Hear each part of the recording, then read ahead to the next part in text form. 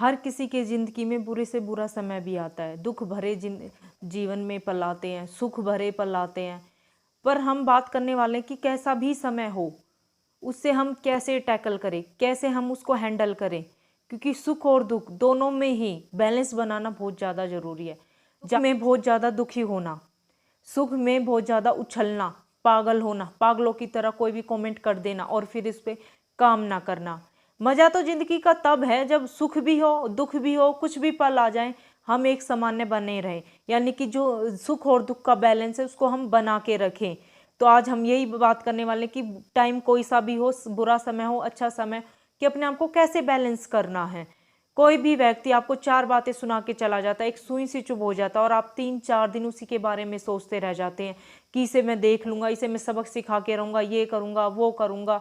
मतलब आप ना तो अच्छे से सो पाते हैं, ना अच्छे से आप खा पाते हैं। इनफैक्ट अपने पार्टनर को, अपने घर वालों को भी परेशान करते रहते कि उसने मुझे ऐसे कह दिया, ऐसे कैसे कह दिया, वो मुझे ऐसे क्यों कह के चला गया, मैंने ये भी करा था, मैंने वो भी करा था, ऐसे कैसे उसने मुझे सुना दिया। मतलब आपके मन में हलचले बनती रहेंगी। इससे क्या होगा, आपका नुकसान क्या होगा पहले वो जान लो। आपका बीपी लो हो जाएगा, सिर दर्द हो जाएगा, दूसरों को आप परेशान करोगे, वो भी आपसे परेशान हो जाएंगे। ये आपका सबसे बड़ा नुकसान होगा। तो काम मजा तो जब है ना कि उसने सुई चुभो दी और आपको वो चुभी ना, कि ठीक है सुई तो चुभी, जाने दे। ये है जिंदगी।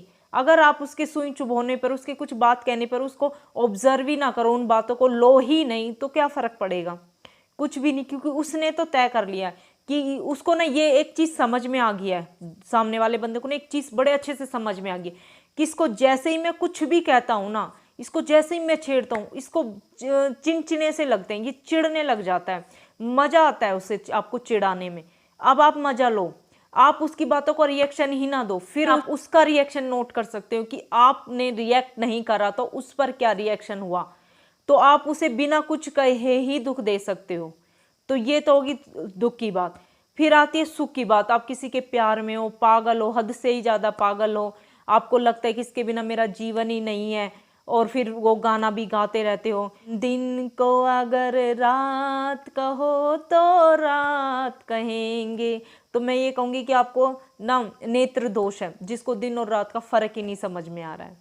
जीवन में ना सुखी वही है जिसका मन वश में है, और दुख उसी को मिलते हैं जिसका मन भटकता रहता है।